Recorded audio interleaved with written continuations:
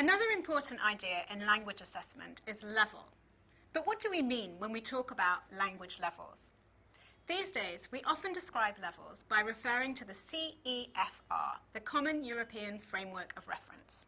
This animated video introduces what the CEFR is and how it describes language levels.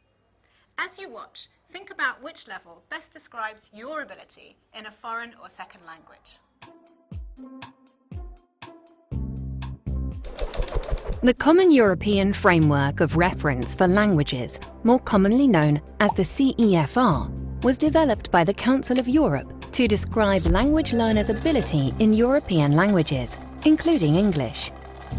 Nowadays, lots of people have heard of the CEFR, but not many people actually know what it is or how it's been used.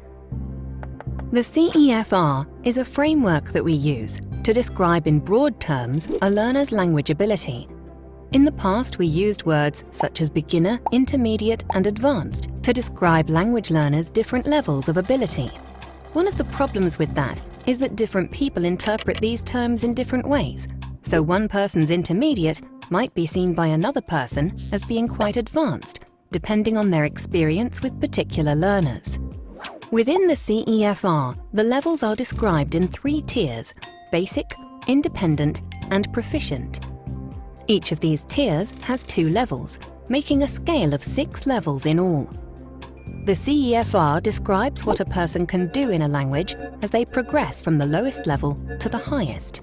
It consists of a whole series of descriptions that are associated with each of the 4 skills: listening, speaking, reading, and writing. These descriptions are called can-do statements, and they focus on the different things someone can do with a language. For example, the speaking descriptions present statements about a learner's overall speaking ability and refer to making public announcements, speeches or spoken statements, or interacting in conversation with other speakers. Let's take a closer look at the levels. If you're a complete beginner, you can't be placed on the CEFR scale. Some people call such learners A0 or pre-A1 or even tourist. But since these learners are likely to be quite different, with different interests and different ideas of what's important, this stage can't be described in any systematic or meaningful way. At level A1, a person can understand and use basic phrases relating to everyday life. They can do simple things like introducing themselves to people and can ask and answer questions about things, such as where they live or people they know. The next level is A2. By now, a learner can talk about familiar and routine matters, such as aspects of their background, immediate environment, and things that are immediately important to them, describing them in simple terms.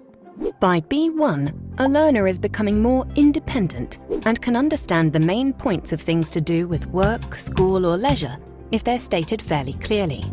They can deal with most general situations and can describe experiences, events, dreams, hopes, and ambitions.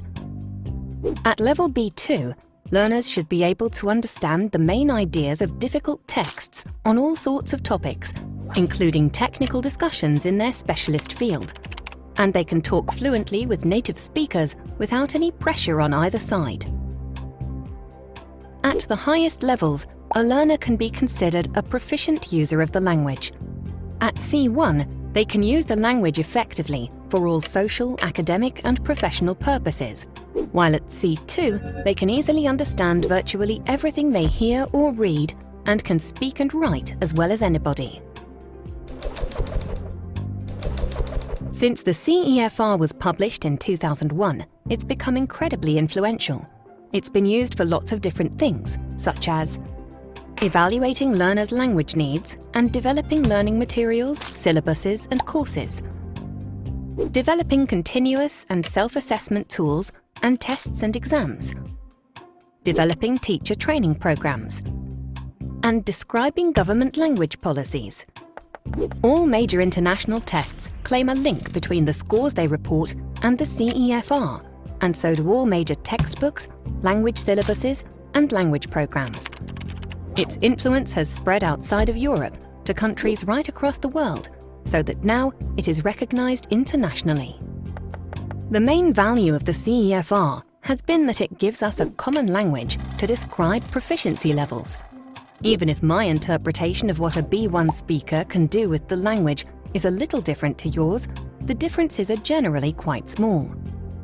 If you want to learn more about the CEFR, you should try the Council of Europe's website, or just use your favorite search engine and search for CEFR.